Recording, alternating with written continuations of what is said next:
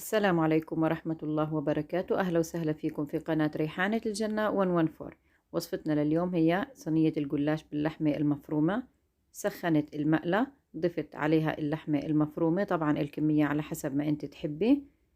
قلبتها لغاية ما نشفت معي مية اللحمة. ضفت عليها 3 حبات من البصل المقطع ناعم. ضفت البهارات، معلقة من القرفة ومعلقة من الكزبرة المطحونة ومعلقة من البابريكا. ضفنا معلقة من الملح. بنقلبهم وراح أغطيها وأتركها لمدة 10 دقايق على نار هادية.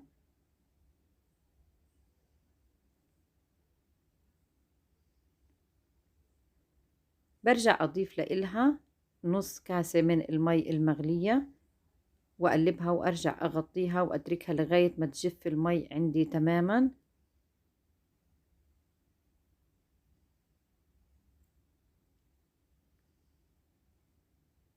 شايفين كيف هذه هي اللحمة بالطريقة هذه. طبعا صينية الجلاش، اللحمة في صينية الجلاش ما بتحتاج لبهارات كتيرة فيها. بحتاج لمعلقتين كبار من السمنة، تكون سايحة، تفضل انها تكون سايحة، بيكون اسهل معي بالشغل. دهنت صينية الفرن اللي بدي استخدمها. هذا الجلاش نوعيته كتير منيحة معك. شايفين كيف شكلها ما شاء الله. طبعا لازم واحنا بنشتغل نكون مغطينه بفوطة نظيفة لحتى ما ينشف معاكي. هلا حطيت ورقة من ورق الجلاش بقلب الصينية، راح أدهنها دهنة خفيفة برضو بالسمنة. أنا بحتاج تحت الطبقة الأولى تكون من 4 ل5 طبقات من ورق الجلاش، من 4 ل5 ورقات عفوا. وكل ورقة والتاني لازم أدهن بالسمنة بهذا الشكل.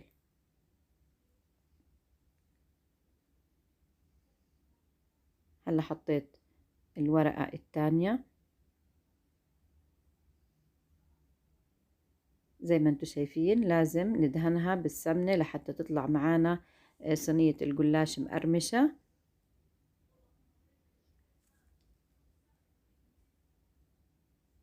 فيكي مثل ما خبرتك تضيفي من 4 ل5 طبقات. بدأت أضيف اللحمة المفرومة.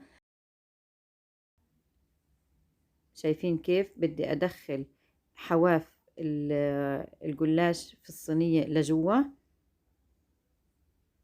وأدهنهم دهنة خفيفة بالسمنة.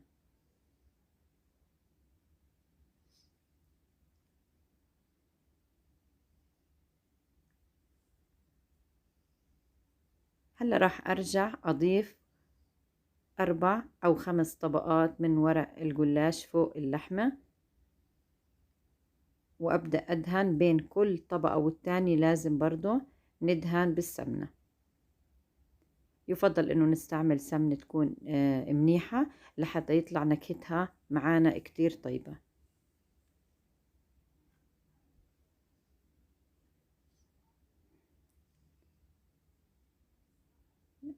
راح ادخل الحواف اطراف الورقة بهذا الشكل، لكن الورقة الاخيرة عندي دخلت حوافها لتحت بالمقلوب لحتى يطلع معايا شكل الصينية كتير مرتب.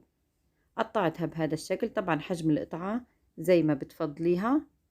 هذا الحجم حسيته كتير مناسب.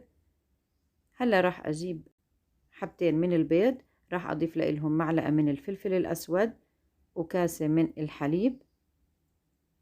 انا بالاول حطيت نص كاسة، لكن رجعت ضفت نص الكاسة الثانية. وراح احط نص معلقة صغيرة من الملح. بنخلطهم كتير منيح لغاية ما يتداخلوا مع بعض، وراح انزل عليهم على وجه الصينية. بنوزعهم بشكل متساوي على كل الصينية.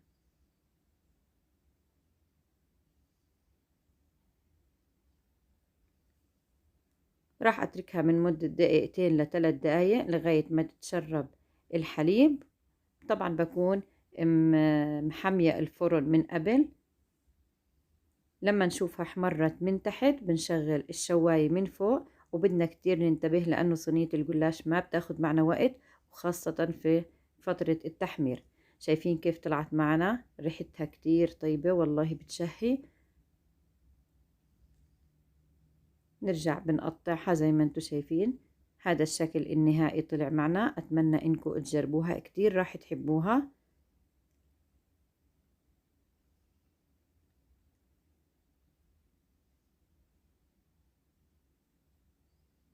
وألف صحة وعافية.